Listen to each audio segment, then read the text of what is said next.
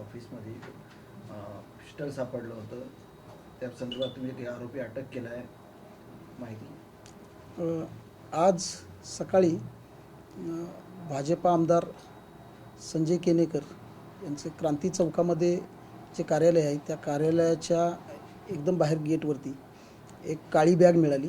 त्या बॅगमध्ये पिस्टल सदृश्य एक अग्निशस्त्र असल्याचा आम्हाला माहिती मिळाली.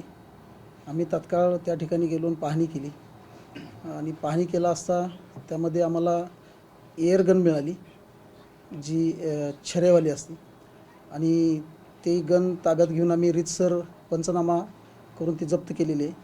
त्यानंतर त्याचा शोध घेतला असता ती gun air gun Ritesh Santosh Holkar नावाच्या तरुणानं विकत घेतलेली.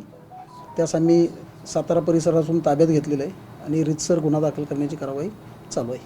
संजय केनेकरांच्या ऑफिसमध्ये कशासाठी गेला होता, ओळखीचं होतं का आणि त्याचं काय काम होतं? तो त्याच्या वैयक्तिक कामासाठी गेलेला होता आणि त्या ठिकाणी त्यानं ती बॅग ठेवली आणि त्यानंतर तो तिथून निघून गेलेला आहे. संजय केनेकर यांच्याकडे काम होतं? येस, आमदार साहेबांकडे त्याचं काम होतं. त्याने ती बंदूक तिथे जाणीवपूर्वक ठेवली का विसरला होता? तो आता तपास चालू आहे. सध्या तरी प्राथमिक तपासात असं निष्पन्न झाले की तो बॅगमध्ये ती एअर गन घेऊन गेलेला होता आणि त्या ठिकाणी त्यानं ती बॅग ठेवली आणि त्यानंतर तो तिथून निघून गेला.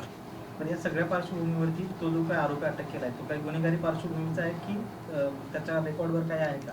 सध्या तरी त्याच्यावर काही तसं गुन्हेगारी पार्श्वभूमी त्याची नाही आहे, गुन्हे दाखल नाहीत.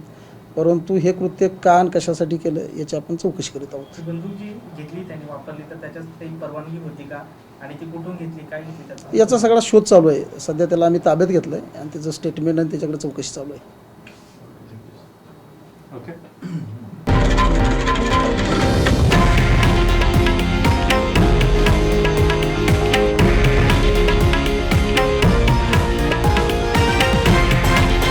हे आहे देशातील नंबर 1 न्यूज नेटवर्क आणि आपण पाहत आहात TV9 मराठी, एकमेव.